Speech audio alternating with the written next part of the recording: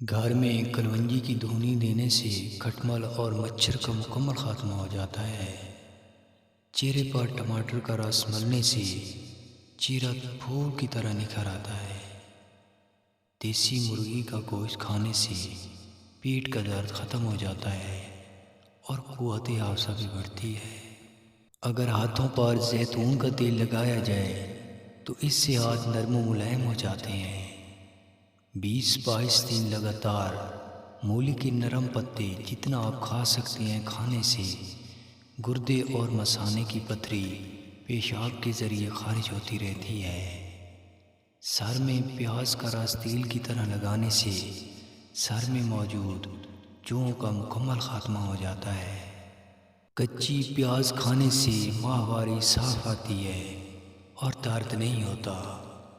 اگر سرکہ کو گرم کر کے کان میں ایک قطرہ ٹپکائیں، اس سے کان کا درد ختم اور کان کے کیڑے مر جائیں گے۔ جسم کے جلے ہوئے حصے پر اگر انڈے کی سفیدی لگا دی جائے تو اس سے سوزش ختم ہو جائے گی اور آبلے نہیں پڑیں گے۔ جس عورت کے پستان موٹے ہوں گے وہ 3 منٹ میں فارغ ہوتی ہے۔ جس عورت کے پستان چھوٹے ہوں گے وہ 7 منٹ میں فارغ ہوتی ہے۔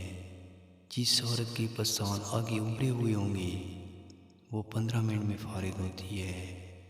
جس عورت کے پستان لٹکے ہوئے ہوں گے وہ 5 منٹ میں فارغ ہوتی ہے۔ تربوز کے کچے بیج کا سفوف پانی میں ملا کر رات کو ہونٹوں پر لیپ کرنے سے پھٹے ہوئے ہونٹ ٹھیک ہو جاتے ہیں۔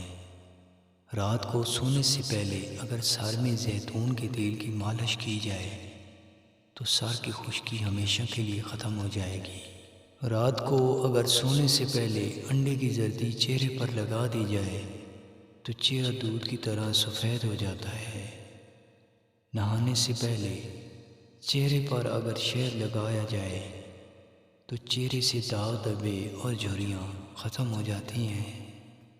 جس عورت کا حمل گر جاتا ہے وہ آغاز سے لے کر آخری دن تک ہر روز صبح شام 21 دانے خشک دھنیا اور کالا زیرہ 2 چٹکیاں ٹھنڈے پانی کے ساتھ نگل لیں۔ اس سے تندرست بچے کی ولادت ہوگی۔